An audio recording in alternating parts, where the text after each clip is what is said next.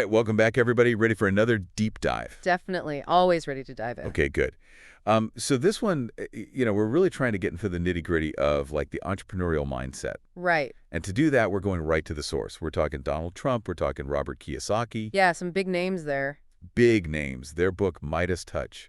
This is kind of their take on what it takes to really make it in the world of business. Mm-hmm. So, as MBA candidates, you guys are probably thinking, okay, we've heard the theory. What about the real world? Right. How does this actually work? Exactly. So that's what we're going to try to unpack today.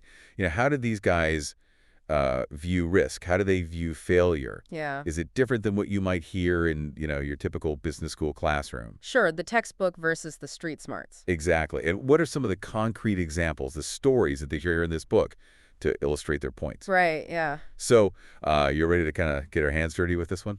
Let's do it. Okay, great. Well, right off the bat, the book makes it very clear this is dedicated to entrepreneurs. Makes sense. Kiyosaki and Trump, they really emphasize that entrepreneurs, they're the job creators. Yeah, the engine of the economy. Exactly. But they're also not sugarcoating it. They're saying, look, it's not an easy path. No, it's definitely not for the faint of heart. They use this great analogy of a grindstone, Oh, yeah. Life's going to throw those challenges at you, and it's really up to you whether those challenges break you or refine you. So it's turning those setbacks into opportunities. Right, that's the key. And Kiyosaki, he tells a great story about being on Oprah, Oh, yeah, I remember that one. selling 1 million copies of Rich Dad, Poor Dad in like an hour. Wow. And the kicker is, he didn't even know he was going to be on the show until he got there. That's wild. What does that tell you about sort of the nature of success? I think it shows that, sometimes it's not a straight line. You can plan, you can strategize, but there's always going to be that element of chance. Mm-hmm. Being able to adapt, being resilient, that's huge. And I think that comes from experience, right? Kiyosaki talks about his own business failures. Yeah. He learned from some, let's just say shady characters along the way. Yeah. And I think all of that shaped kind of his entrepreneurial grit. And that grit, that's what they call the thumb in their Midas Touch framework. Right. It's the foundation. It's the character, the emotional maturity. That's what everything else is built on. Exactly. Would you say that that's like drastically different from how maybe a typical business school approaches risk? Yeah, I think there is a contrast there. In a traditional business setting, it's often about minimizing risk. Yeah. Playing it safe. But Kiyosaki's point is you got to fail more. You got to learn faster. Mm-hmm. And I think sometimes even like traditional career paths, they can lead you to a sort of a ceiling, Like a plateau. Yeah, exactly. It's like that Peter principle where you get promoted based on your past successes, but then you end up in a position where you're just not equipped. Right. And to break through that, you've got to be willing to make new mistakes. Interesting. Which can be really scary if you're used to playing it safe. So you're saying that risk aversion, it can actually be a barrier to like real innovation. I think that's a big part of it, yeah. If you're so focused on not failing, you might miss out on those opportunities to take risks and make those big breakthroughs. Okay, so that's the thumb, the character. They then move on to the index finger, which is all about focus. Yes, focus. And Kiyosaki compares it to being, a helicopter gunship pilot in Vietnam. Wow. Talk about intense focus. Yeah. He uses that experience to really hammer home the point that, even in the middle of chaos, you need that unwavering vision. But he goes even further. Okay. He says that truly successful people, they keep raising the bar. They don't settle. They're constantly setting bigger and bolder goals. Like Trump's tenacity with Trump Tower. Right, exactly. Years of setbacks, financing issues, city regulations. Yeah. But he never let go of that vision. That's what got it built. And this ties into something that, you might recognize from Kiyosaki's work, the cash flow quadrant. Oh, yeah, that's a big one. Can you break that down for us a little bit? Like, how does that play into all of this? Sure.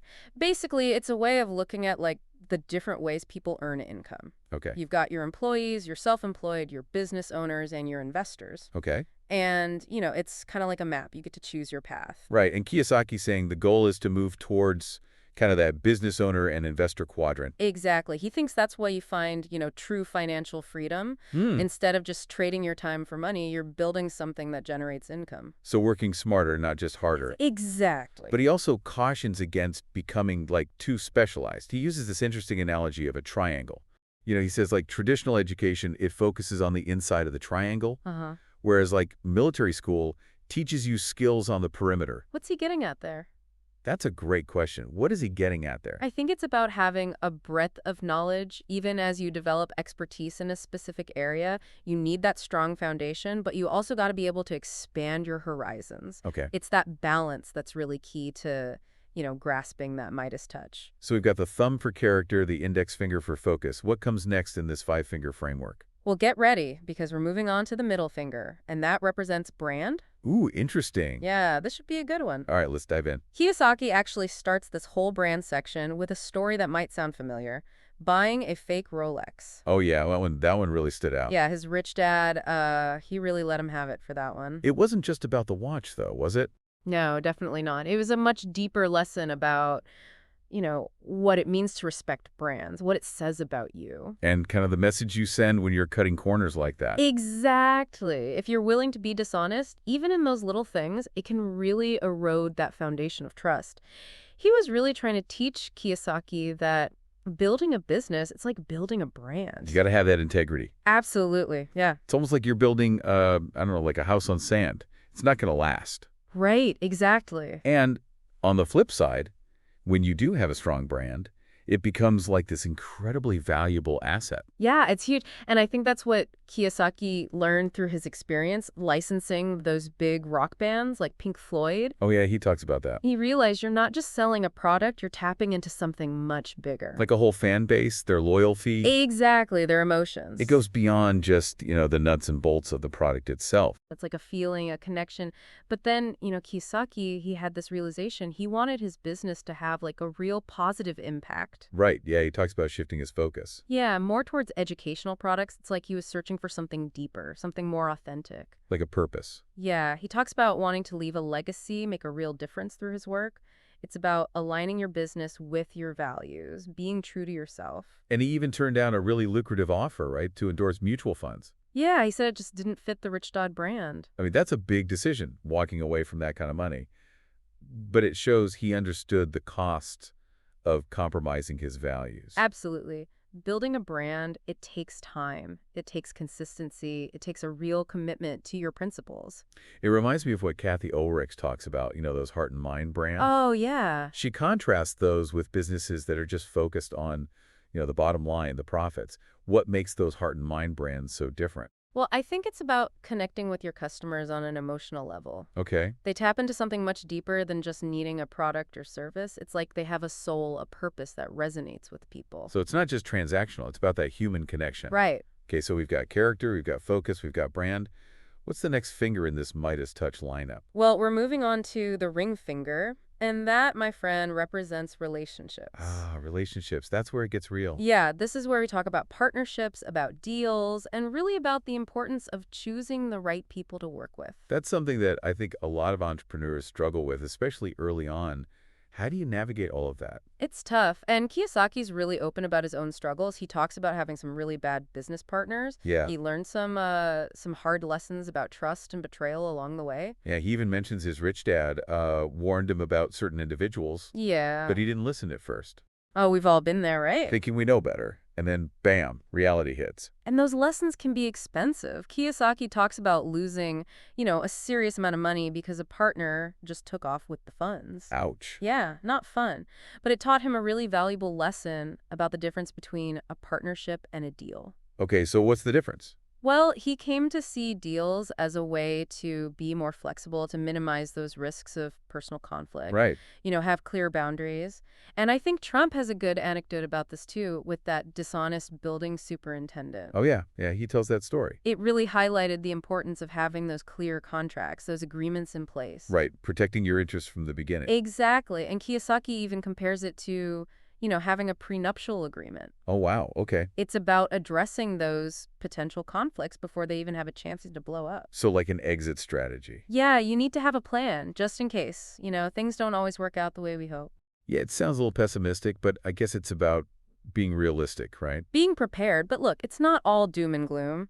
When you find the right partners, those relationships can be incredibly powerful. Oh, absolutely, yeah. Think about, Larry Page and Sergey Brin, the Google founders. They had their disagreements, but they built an empire. Right, they had that synergy, even when things got tough.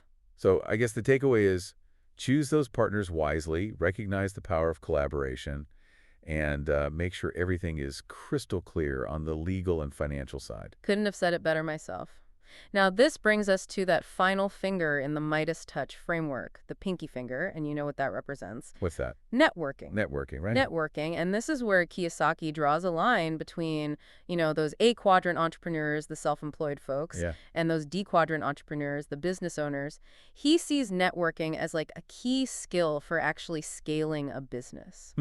So it's not just about, like, what you know. It's about who you know. It's definitely about who you know, but it's also about who you surround yourself with. Right. People who have that growth mindset, people who can challenge you, support your ambitions. He talks about some of his friends, right, who were content with their kind of small businesses. Yeah, They didn't really have that vision to expand. they were comfortable in that A quadrant. But he makes it very clear that networking, it's not just about, showing up at events, exchanging business Right. cards. It's got to be deeper than that. It's about building genuine relationships, finding people who can actually add value to your life, to your business. It's about, like, that give and take, learning from each other. Exactly, creating those win-win situations. And he also brings back, that idea of work for assets, not money. Right. Building that long-term wealth through businesses, brands, real estate. Exactly, instead of just chasing those paychecks. And he emphasizes the importance of continuous learning, too. Yeah, he's a big believer in that. You never really stop learning in the business world. Absolutely. He even says that, like, successful entrepreneurs, they're often experts in areas outside of their original expertise, Okay, interesting. like sales, systems development, real estate investing. So it's about being adaptable, being willing to pick up those new skills. That's a really valuable insight, I think, for MBA candidates, who might be thinking about specializing in one particular area. He calls this dedication to learning the smallest detail that often sets those successful entrepreneurs apart. Yeah, it's that extra effort, that willingness to go the extra mile. It really does make a difference. And he ends this whole section with a discussion about the responsibility that entrepreneurs have to create jobs. Oh, yeah. For Kiyosaki, it's not just a business decision, it's like a social responsibility. Yeah, he sees that bigger picture. He believes entrepreneurs have that power to impact, not just themselves, but individuals, communities, the world. Wow, this has been such a thought-provoking deep dive. It really has. We've covered so much ground, from character and focus to branding, relationships, networking, It's like a holistic view of entrepreneurship. going beyond those textbook definitions. It's about developing that Midas touch, not just learning the theories. Exactly. It's about the mindset, the habits, the principles that actually work in the real world. So to wrap things up, what would you say is, like, the one key takeaway from Midas Touch, something our listeners as MBA candidates should really take to heart? For me, it really comes back to Kiyosaki's emphasis on that small detail. He's highlighting those, seemingly insignificant actions, those habits, those mindsets that can actually make all the difference. It's about consistently going above and beyond, embracing lifelong learning, always striving to improve. It's a good reminder that success isn't always about those big flashy moves. It's about those small, consistent efforts over time. That's so true. It's about those small steps, those daily habits that really add up. Well, on that note, I think we've given our listeners a lot to think about. So go out there, build your empires, develop your Midas touch, nurture those relationships, never stop learning, and remember that small detail. It just might be the key to unlocking some extraordinary success. We'll catch you on the next deep dive.